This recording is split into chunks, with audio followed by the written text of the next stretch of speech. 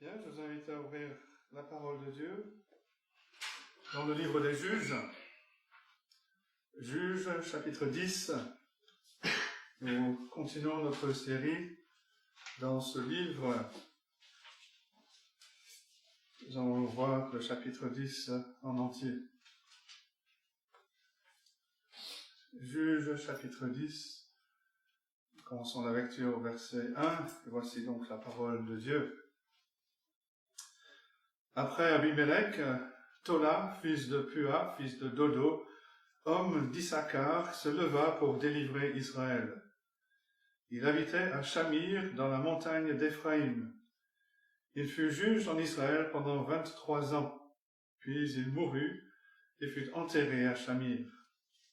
Après lui se leva Jaïr, le Galaadite, qui fut juge en Israël pendant 22 ans. Il avait 30 fils, qui montaient sur 30 ânons, et qui possédaient 30 villes, appelées encore aujourd'hui bourgs de Jaïr, et situées dans le pays de Galaad. Et Jaïr mourut, et fut enterré à Camon. Verset 6. Les enfants d'Israël firent encore ce qui déplaît à l'Éternel. Ils servirent les Baals et les Astartés, les dieux de Syrie, les dieux de Sidon, les dieux de Moab, les dieux des fils d'Ammon et les dieux des Philistins. Et ils abandonnèrent l'Éternel et ne le servirent plus. La colère de l'Éternel s'enflamma contre Israël, et il les vendit entre les mains des Philistins et entre les mains des fils d'Ammon. Ils opprimèrent et écrasèrent les enfants d'Israël cette année-là. Et pendant 18 ans, tous les enfants d'Israël qui étaient de l'autre côté du Jourdain, dans le pays des Amoréens en Galaad. Les fils d'Ammon passèrent le Jourdain pour combattre aussi contre Juda, contre Benjamin et contre la maison d'Éphraïm. Et Israël fut dans une grande détresse. Les enfants d'Israël crièrent à l'Éternel en disant, « Nous avons péché contre toi, car nous avons abandonné notre Dieu et nous avons servi les Baals. » L'Éternel dit aux enfants d'Israël, « Ne vous ai-je pas délivré des Égyptiens, des Amoréens, des fils d'Ammon, des Philistins? Et lorsque les Sidoniens, Amalek et Maon vous opprimèrent, et que vous criâtes à moi, ne vous ai-je pas délivré de leurs mains? Mais vous m'avez abandonné, et vous avez servi d'autres dieux. C'est pourquoi je ne vous délivrerai plus. Allez, invoquez les dieux que vous avez choisis, qu'ils vous délivrent au temps de votre détresse. » Les enfants d'Israël dirent à l'Éternel, « Nous avons péché. Traite-nous comme il te plaira. Seulement daigne nous délivrer aujourd'hui. » Et ils ôtèrent les dieux étrangers du milieu d'eux et servirent l'Éternel qui fut touché des maux d'Israël. Les fils d'Ammon se rassemblèrent et campèrent en Galaad, et les enfants d'Israël se rassemblèrent et campèrent à Mitzpah. Le peuple, les chefs de Galaad se dirent l'un à l'autre, « Quel est l'homme qui commencera l'attaque contre les fils d'Ammon? Il sera chef de tous les habitants de Galaad. » Et jusque-là, la parole de Dieu. Je pense que beaucoup d'entre nous, un jour ou l'autre, nous avons fait un tour de manège, que ce soit dans une fête foraine ou sur un parc d'attractions, peut-être même dans le hall d'une grande surface. Et ces manèges apportent joie et divertissement, pas seulement pour les jeunes, mais aussi pour les parents ou les grands-parents qui s'amusent à voir passer leurs enfants ou leurs petits-enfants et qui leur font un signe à chaque passage. Mais le cauchemar sur un manège, ce serait d'imaginer que l'on est sur un manège qui est géré par quelqu'un qui est méchant et qui refuse d'arrêter le manège pour vous laisser descendre du manège. Et ce manège ne cesse de tourner, de tourner, de tourner. Et à chaque fois que vous passez devant celui qui est en contrôle, il se moque de vous, il se rit avec un de ses rires méchants. C'est une image du péché. Beaucoup de personnes sont tourmentées dans leur conscience à cause du péché, parce que Dieu a écrit sa loi dans la conscience. Et les gens savent instinctivement qu'ils sont en train de faire le mal. Ils aimeraient arrêter. Ils aimeraient sortir de ce cycle où ils essayent de faire le bien, mais ils tombent sans cesse dans le péché. Ils essayent d'échapper, mais ils trouvent que leurs efforts sont encore une fois futiles. Et c'est l'image des juges. C'est l'image que l'on a dans ce livre des juges. Le peuple d'Israël a encore péché, ne comptant pas sur Dieu, préférant se tourner vers les faux dieux qu'adoraient leurs voisins. Dieu, dans sa grâce, a discipliné ce peuple qu'il a choisi en envoyant des ennemis pour opprimer. Et au bout d'un certain temps, le peuple a fait la connexion entre son péché et l'oppression et il a crié à Dieu pour son aide. Et Dieu, dans sa grâce, a suscité un libérateur qu'il allait utiliser pour chasser l'oppresseur. Le peuple pouvait ensuite jouir de la communion avec Dieu pendant un certain temps, mais rapidement, il se remet à servir d'autres dieux et il retombe dans le cycle. Et le cycle ne cesse de tourner. Comment ce peuple que Dieu a choisi pouvait-il descendre de ce manège du péché une fois pour toutes? Le chapitre 10 de ce livre des Juges est unique comparé au reste de l'histoire des Juges. Dans ce chapitre, on trouve le récit très court de 2 juges au début du chapitre avec très peu d'informations à leur sujet, au sujet de leur ministère. Et l'essentiel de ce chapitre contient la description de ces tours de manège qui ne cessent, le manège qui ne cesse de tourner. Et on va frayer notre chemin à travers cette description pour arriver à la conclusion, à ce dernier verset où nous avons cette question importante. Quel est l'homme qui commencera l'attaque contre les fils d'Ammon? Quel est l'homme qui nous délivrera? C'est la question que tout pécheur doit se poser s'il veut un jour descendre du manège du péché. Quel est l'homme? Bien sûr, la réponse, Wayne l'a souligné déjà dans la présidence, la réponse nous est donnée dans l'Évangile, la réponse nous est donnée en Jésus-Christ. Et c'est en fait toute l'histoire des juges. Cette histoire nous montre comment il est futile pour les hommes, pour les femmes, d'essayer de trouver la paix avec Dieu en cherchant à garder sa loi. Ça ne marche jamais. La loi nous rappelle sans cesse que nous avons besoin d'un Rédempteur, besoin d'un libérateur. Et ce libérateur, cet homme, n'est autre que le Seigneur Jésus-Christ. Il met un terme à ce cauchemar du manège du péché, ce manège qui ne s'arrête pas. Il nous fait descendre de ce manège.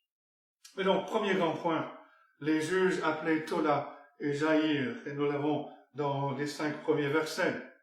Après Abimelech, Tola arrive pour délivrer Israël, verset 1. Après Abimelech, Tola, fils de Pua, fils de Dodo, homme d'Issachar, se leva pour délivrer Israël. Il habitait à Shamir, dans la montagne d'Éphraïm. On n'est sans doute pas surpris de lire qu'après le désastre d'Abimelech, qui s'est fait passer, qui a prétendu être le roi, le buisson d'épines, c'était sa description, Israël avait besoin d'être délivré, parce qu'Abimelech n'a pas vraiment servi en tant que chef, en tant que leader du peuple d'Israël. Il a causé la division, il a causé le conflit, parce qu'il était centré sur lui-même. Mais le peuple aussi, la nation entière servait Baal d'une façon ou d'une autre. Et c'est donc toute la nation, tout le pays qui avait besoin de guérison, besoin de revenir à Dieu. Et on a la grâce de Dieu, la pure grâce de Dieu. Voilà le peuple qui a complètement abandonné l'Éternel. Ils avaient décidé d'être conduits par un homme que l'Éternel n'avait pas choisi. qui s'était autoproclamé roi. Et Israël est tombé très bas. Et il ne crie même pas à Dieu dans la repentance. Pourtant, Dieu va leur envoyer Tola et Jaïr pour être les juges qu'Israël ne demande pas. Le peuple ne s'est toujours pas repenti. Il n'est pas revenu à Dieu. Est-ce que Tola va les aider à faire cela? On ne le sait pas trop. Tola est un juge obscur. On ne sait rien de son père. On ne sait rien de son grand-père. On connaît simplement la région, mais cela ne donne pas plus d'informations. On ne sait même pas où se trouve Shamir. On connaît la montagne d'Éphraïm, qui se trouve à environ 30 km au sud d'Issachar, là où Tola est sans doute né. Mais l'obscurité entoure aussi le ministère de Tola. Le texte nous dit que Tola s'est levé pour délivrer Israël, mais on ne sait pas de qui. Il n'y a aucune bataille, aucune guerre qui ne lui est attribuée. Et cependant, Dieu a utilisé ce serviteur pendant 23 ans.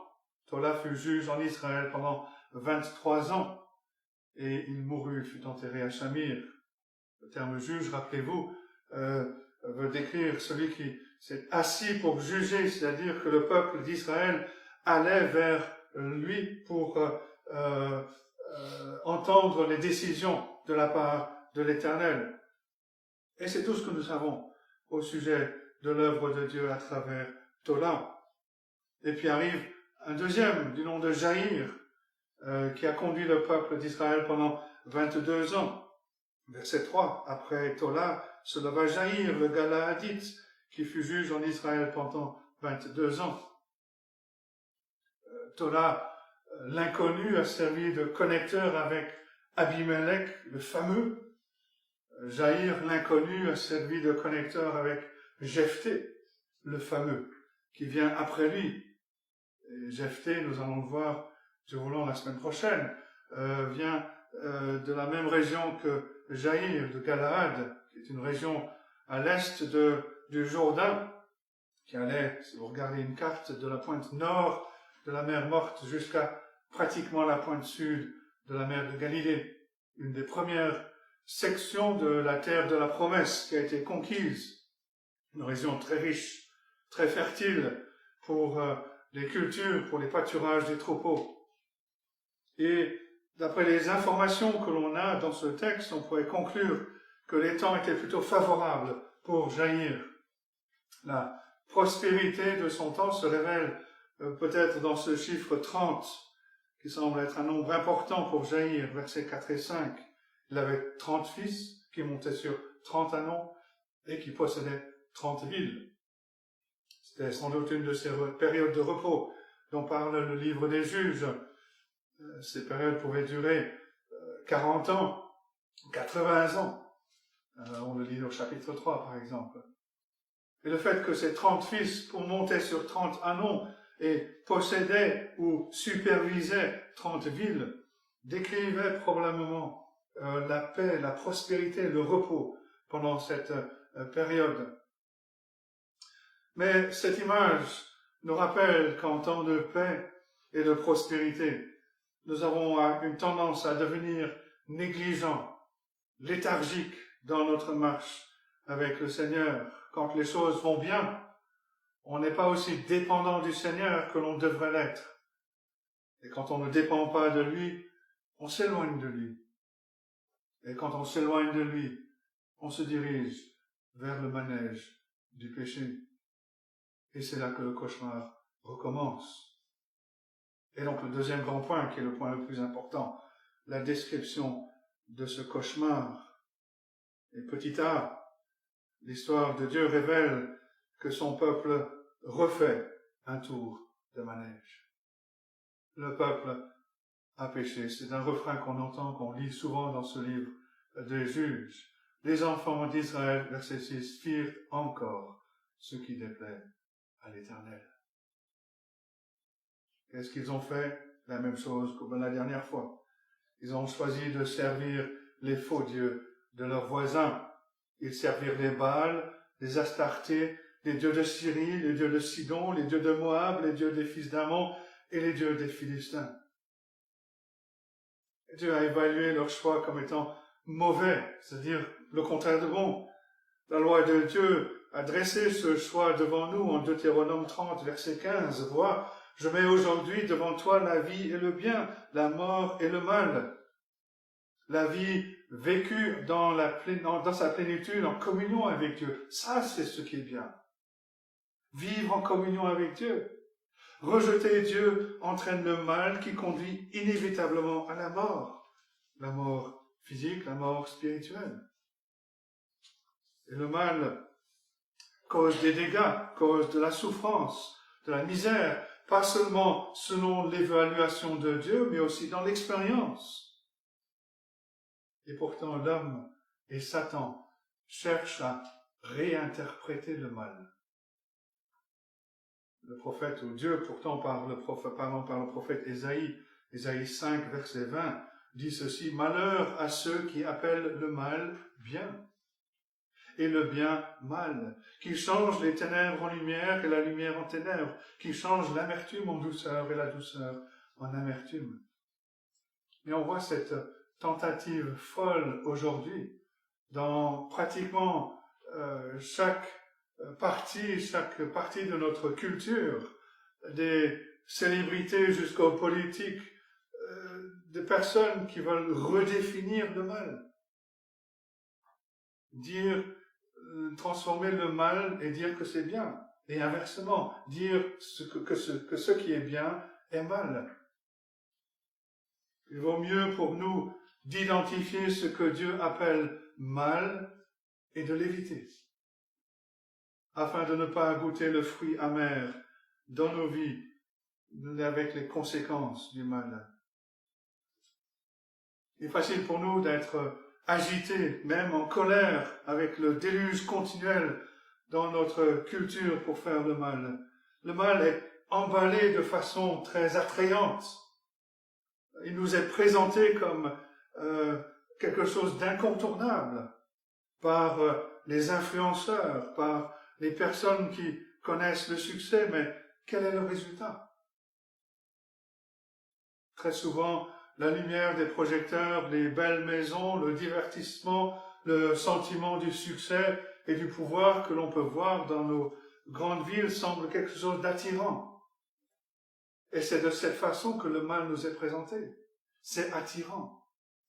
Mais qu'est-ce qu'on a lu? Est-ce qu'on a lu au sujet des sans-abri, des clochards qui sont une nuisance pour les habitants et pour les touristes? Est-ce qu'on a vu les images montrant les déchets, les ruelles jonchées de seringues laissées par les drogués? On ne nous présente pas ces choses-là. Cela ne va que s'empirer, parce que ce que Dieu appelle mauvais et déplaisant finira par s'avérer mauvais et déplaisant pour le peuple.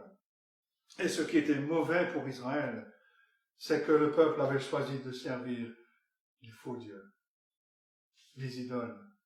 Les termes Baal et Astarté étaient des faux dieux communs. Malheureusement, parmi les Israélites, Baal était le dieu mâle qui était adoré de plusieurs manières. Astarté, c'était la contrepartie femelle de Baal. Et en plus, le texte nous dit que Israël a choisi de servir les faux dieux de Syrie, de Sidon, de Moab, d'Ammon et des Philistins, de tous les voisins. Israël voulait se rendre acceptable aux yeux des voisins. Mais comment le peuple pouvait-il avoir un impact pour l'Éternel parmi les voisins s'il cherche à ressembler à ses voisins? Il ne peut plus avoir d'impact. Et quelle que soit leur excuse, le peuple d'Israël a choisi de vivre comme les pécheurs autour d'eux. Et cela a été mal aux yeux de Dieu. En choisissant d'autres dieux, le peuple d'Israël a abandonné, rejeté le seul vrai Dieu. Personne ne peut servir de maître. Quand le peuple s'est tourné vers d'autres dieux, la fin du verset 6 nous dit « Ils abandonnèrent l'Éternel et ne le servirent plus. Dieu ne partage pas son temple avec un autre Dieu, avec un faux Dieu. Dieu avait choisi Israël pour être son peuple spécial, avec autant de dévotion qu'un homme choisit une femme pour être son épouse. Et seul un pervers penserait à partager sa femme avec un autre homme. Dieu était jaloux pour ce peuple qui l'avait pourtant abandonné, qui avait refusé de le servir. Et parfois, nous devons nous asseoir et faire un bilan de notre vie. Est-ce que nous essayons de servir les idoles de nos voisins en même temps que nous essayons de servir notre Sauveur qui nous a délivrés de l'esclavage du péché?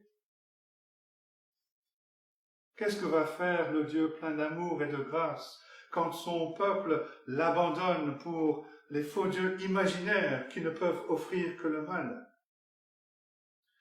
On le voit dans le texte, Dieu discipline son peuple. Encore une fois, il les a vendus entre les mains de leurs ennemis. Verset 7. La colère de l'Éternel s'enflamma contre Israël, et il les vendit entre les mains des Philistins et entre les mains des fils d'Ammon. Parce que Dieu est parfaitement saint, il est jaloux pour son peuple. Et parce que Dieu est jaloux pour son peuple, il se mettra en colère quand son peuple l'abandonne. La colère de Dieu est toujours une colère juste. Elle est vécue comme une colère par l'homme. Il n'est donc pas sage de mettre en colère le Créateur de l'univers, le juge éternel qui peut faire ce qu'il veut. Et dans la discipline qu'il a rendue, Dieu a permis à son peuple d'être écrasé, d'être opprimé par ses ennemis pour un temps. Les Philistins et les Amoréens, verset 8, opprimèrent et écrasèrent les enfants d'Israël cette année-là. Et pendant 18 ans, tous les enfants d'Israël qui étaient de l'autre côté du Jourdain, dans le pays des Amoréens, en Galade, à un moment donné, une année bien précise, Dieu a vendu son peuple entre les mains des Philistins et des Amoréens, et leur attaque contre Israël était écrasante. Pendant 18 années. 18 ans, c'est l'âge de Nathan. Enfin, un jour près. Mais 18 ans, Dieu a permis aux Amoréens d'opprimer le peuple d'Israël. Et Dieu n'est pas satisfait de permettre une oppression locale ou même une oppression tolérable. Et Dieu va élargir la discipline et permettre une détresse sévère. Verset 9. Les fils d'Ammon passèrent le Jourdain pour combattre aussi contre Juda, contre Benjamin et contre la maison d'Éphraïm. Et Israël fut dans une grande détresse. Après avoir assujetti le peuple d'Israël à l'est du Jourdain, les Amoréens ont traversé le Jourdain et s'attaquent à deux des plus importantes tribus d'Israël. Et en un mot, toute la nation était dans une grande détresse à cause de la discipline de Dieu par la main des Amoréens. Si vous souffrez de claustrophobie, vous comprendrez ce mot détresse. Ça veut dire être pressé dans un endroit qui est trop petit, où on ne peut plus bouger, on ne peut plus se retourner. C'est le cauchemar du technicien qui vous met dans l'appareil pour une IRM, et puis il oublie que vous êtes là. Il éteint les lumières, et il rentre chez lui. Et nous, on est coincés. Voilà la détresse. Voilà la détresse du peuple d'Israël. Petit B, malade du péché, le peuple crie à Dieu. Le peuple était malade des conséquences du péché qu'il avait commis en abandonnant Dieu. Il a reconnu son péché. Il a admis qu'il avait offensé l'Éternel. Verset 10, les enfants d'Israël crièrent à l'Éternel en disant, nous avons péché contre toi. Ils étaient d'accord avec Dieu qu'ils étaient passés à côté de ses standards de justice. Ils étaient d'accord avec Dieu que leur choix avait été une attaque contre Dieu. Et donc, les Israélites ont clairement identifié leur péché. Ils ont péché, verset 10, car nous avons abandonné notre Dieu et nous avons servi les Baals. Le peuple a offensé Dieu en manquant de lui faire confiance, ce qui se manifeste par le peuple qui ne dépend plus de Dieu, qui ne vit plus dans une dépendance de Dieu. Et rien ne change, rien n'a changé aujourd'hui. On démontre qu'on ne fait pas confiance en Dieu quand on se tourne vers des idoles, vers des dieux imaginaires. Être désolé pour avoir commis un péché, c'est bien. Dire la même chose que Dieu au sujet du péché, c'est bien.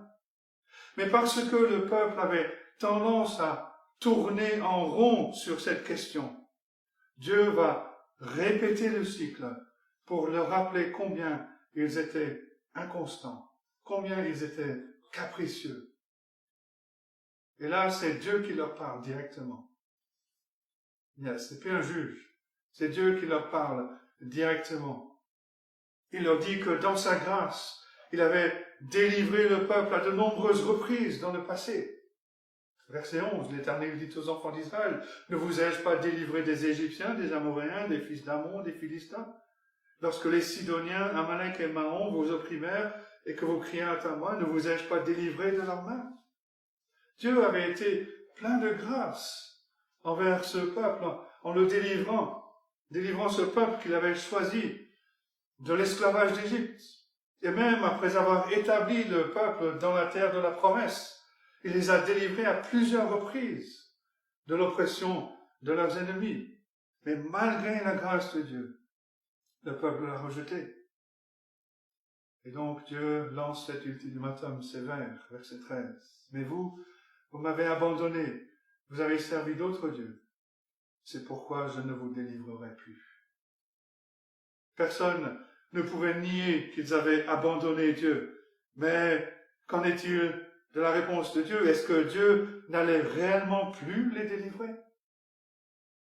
Certaines de ces personnes sont mortes sans être délivrées de l'oppression des Amoréens. Des années plus tard, des milliers d'Israélites qui avaient rejeté l'Éternel sont morts entre les mains des Assyriens, des Babyloniens. De manière générale, Dieu va sauver ce qu'on appelle le reste. Mais sur le plan individuel, Dieu peut choisir de ne pas délivrer.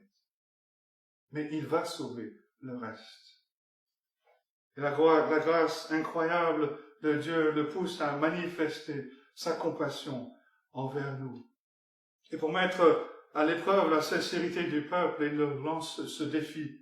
Allez, verset 14, invoquez les dieux que vous avez choisis, qu'ils vous délivrent au temps de votre détresse. Dieu leur montre que leur demande n'est simplement que la demande d'un faible envers un plus fort pour qu'il le soulage de sa misère, alors que la repentance, c'est une conviction du cœur, une haine de ce qui a été fait sans tenir compte des conséquences. En d'autres mots, le peuple était désolé pour les conséquences de leur péché, mais pas désolé pour le péché lui-même. Il est possible de se détourner de l'idolâtrie d'une façon idolâtre. Et c'est ce que faisait le peuple. Ils considéraient l'Éternel comme s'il était une de leurs idoles, mais plus forte que les autres. Ils essayaient d'appuyer sur les bons boutons, de faire les bons sacrifices dans le but qu'il exerce sa puissance en leur faveur. Mais le peuple a compris le point que Dieu fait, le point que Dieu soulève. Parce que leur demande au verset 15 n'est pas la même au verset 10. Avant, ils étaient focalisés sur leur confort. Seigneur, viens réparer le problème. Maintenant, ils confessent leurs péchés avant de supplier que Dieu leur vienne en aide. Verset 15. Les enfants d'Israël dirent à l'Éternel, nous avons péché, traite-nous comme il te plaira. Seulement daigne nous délivrer aujourd'hui. Traite-nous comme il te plaira. Ils sont prêts à reconnaître que Dieu n'est sous aucune obligation d'enlever leurs difficultés. Mais ce qu'ils veulent, c'est retrouver la communion avec Dieu. Et à cet effet, le peuple a abandonné son péché. Verset 16. Ils ôtèrent les dieux étrangers du milieu d'eux et servirent l'Éternel qui fut touché des maux d'Israël. Le peuple s'est mis à servir l'Éternel. Quand le peuple a vu la détresse, quand Dieu a vu la détresse de son peuple, ce peuple qu'il avait choisi, quand il a vu la confession de leur péché, leur repentance et leur misère qui continuait, son cœur a été ému. La phrase tout qui est traduite par « il fut touché des maux d'Israël » peut aussi être traduite par « l'Éternel ne put supporter plus longtemps les souffrances d'Israël ». Oui, Dieu envoie la misère, Dieu envoie la souffrance sur son peuple pour révéler le péché de son peuple. Dieu discipline son peuple parce qu'il sait que cela est bon et nécessaire pour nous. Mais comme un père, comme un mère envers son enfant, Dieu est heureux quand il voit son peuple confesser son péché, se repentir, parce qu'il peut commencer à enlever la pression. Tout cela est encourageant, mais les conséquences du péché continuent à tourmenter le peuple. Verset 17, les fils d'Amon se rassemblèrent et campèrent en Galaad, et les enfants d'Israël se rassemblèrent et campèrent à Mitzpah. Pourquoi Dieu permettrait-il cela, après que le peuple ait confessé ses péchés et se soit repenti? Parce que nous avons besoin d'apprendre. Nous avons besoin d'apprendre et nous sommes lents à apprendre. Dieu, qui est notre enseignant, connaît notre condition spirituelle. Il connaît notre besoin.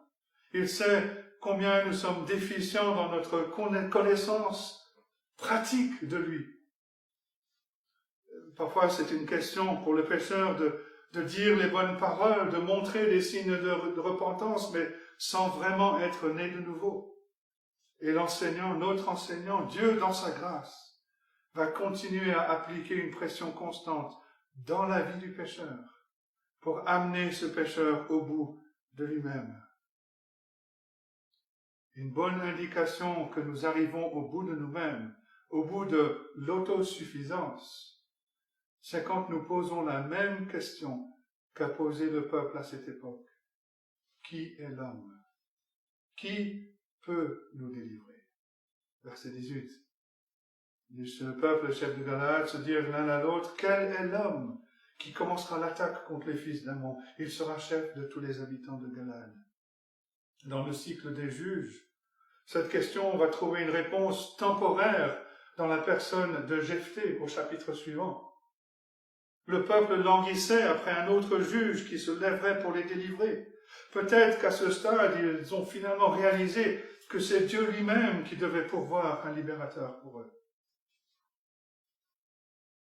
Mais à la fin, la réponse ultime à cette question, qui est l'homme, qui peut nous délivrer?